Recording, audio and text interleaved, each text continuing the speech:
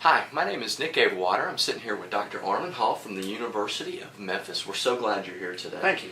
And I know you work and mentor with a lot of young music educators and served as a middle school and a high school director as well. So what I wanted to do is spend a few moments talking about some keys to success for a young music educator that might be getting ready to start either their first or maybe their next teaching job.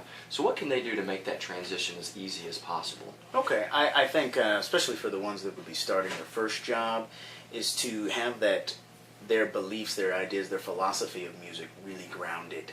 Not in terms of we have the assignments that we have to do when we fill out the paper, but it's what do you really believe, and how is that going to impact students? Know that, one, that's going to help you in the interview.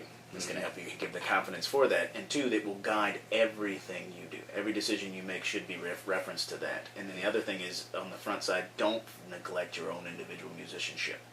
Because I use the phrase all the time, how can you move a student to a higher level and push themselves and teach them to push themselves further when you've never pushed yourself further, or you're not continuing to do that. So that's one thing that we don't want to neglect. Outside of that, I would say that you need to when you get this job, you need to know everything you can about the job.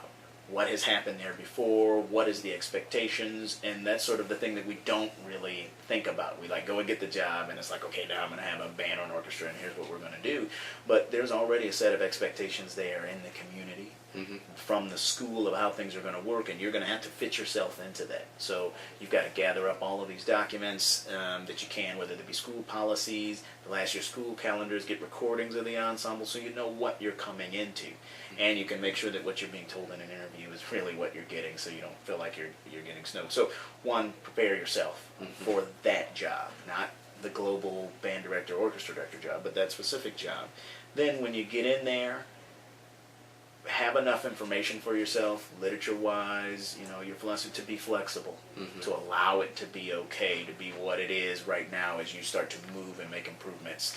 Don't beat yourself up because it doesn't sound as good as it is, or the behavior isn't right where you want it to be right away. That's sort of day one thing. You sort of set an expectation, but it's silly to expect them to give it back to you right there. So make sure that you're flexible enough, and you have ways, and you have pocket ideas of what you're going to do.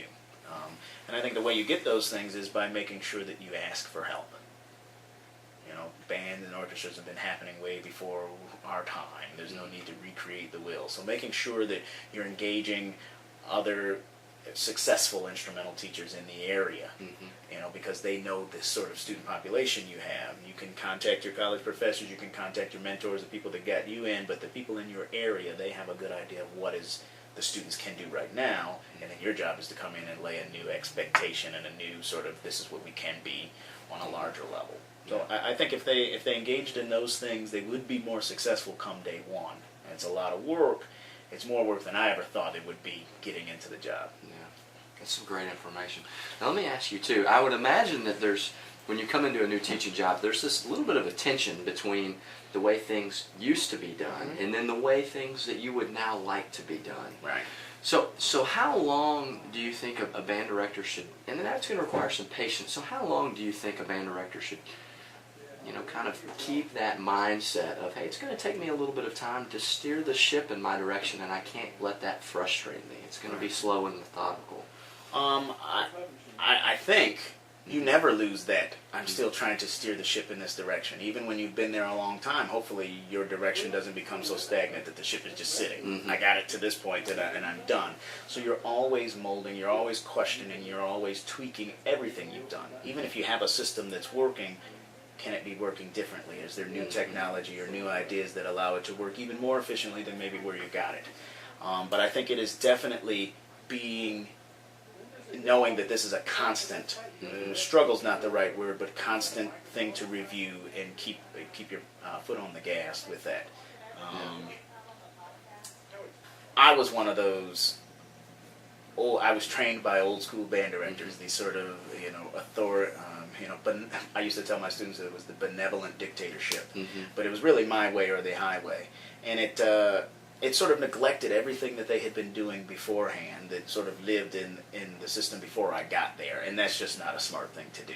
When you come in, know that things have been happening, and and that you are going to be steering them in that sort of way. So I think, how long should they be patient?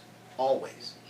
Not changing the expectation, but just understand that these are adolescents, these are human beings, these are people, and we're always on this path together towards the best that we can be. And so you're making tweaks to the program so that you get to where you think it should be the best, but that never stops. Yeah. So I think they should always remain patient and fix the things that you can fix easily, and slowly but surely you build it to where 5 years in, it's your program. 10 years in, it's your program, and they're doing what you want, but you're still pushing and trying to find that edge, because that's where the excitement lives for everybody. Yeah. Wow, great information. Thanks so much. Yeah.